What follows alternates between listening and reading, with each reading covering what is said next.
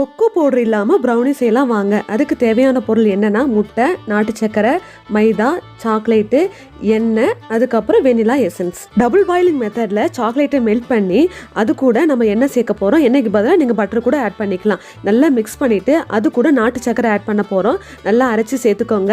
நாட்டு சக்கரைக்கு பதிலாக white sugar கூட யூஸ் பண்ணலாம். இல்லைன்னா ஒயிட் சுகர் கொஞ்சம், நாட்டு சக்கரை கொஞ்சம், பாதி பாதியே எடுத்து யூஸ் பண்ணிக்கலாம். பிறகு அது கூட முட்டையும் வெனிலா எசன்ஸையும் ஆட் பண்ணிவிட்டு மைதா மாவை ஜலிச்சு யூஸ் பண்ண போகிறோம். எல்லாத்தையும் சேர்த்து நல்லா ஒரு மிக்ஸ் கொடுக்க போகிறோம். அவ்வளோதான், பேட்டர் ரெடி ஆயிடுச்சு. மெஷர்மெண்ட் சொல்லாமல் சும்மா அப்படியே சொல்லிட்டு போறீங்கன்னு என்னை திட்டாதீங்க. இந்த ப்ரௌனி செய்யும் போது நான் 2 kgக்கு மேலேயே செஞ்சுட்டேன். அதனால தான் அளவு என்னால் சொல்ல முடியல. என்னுடைய சேனலில் 1/2 kg ப்ரௌனி, 1 kg ப்ரௌனி ரெசிபிலாம் போட்டிருக்கிறேன். நீங்கள் சர்ச் பண்ணி பார்த்தீங்கன்னா அது வரும். அதை பார்த்து செய்யுங்க. என்ன ஒன்று, அந்த கொக்கோ பவுடர் மட்டும் நீங்கள் ஸ்கிப் பண்ணிடுங்க. அவ்வளோதான். ஓவன் இல்லைன்னு கவலைப்படாதீங்க. குக்கரில் வெறும் கடாய் சட்டியில் எப்படி ப்ரௌனி செய்யணும்ட்டு நான் வீடியோவில் போட்டிருக்கிறேன். நீங்கள் போய் பாருங்கள். இந்த வீடியோ உங்களுக்கு பிடிச்சிருந்துச்சின்னா லைக்கு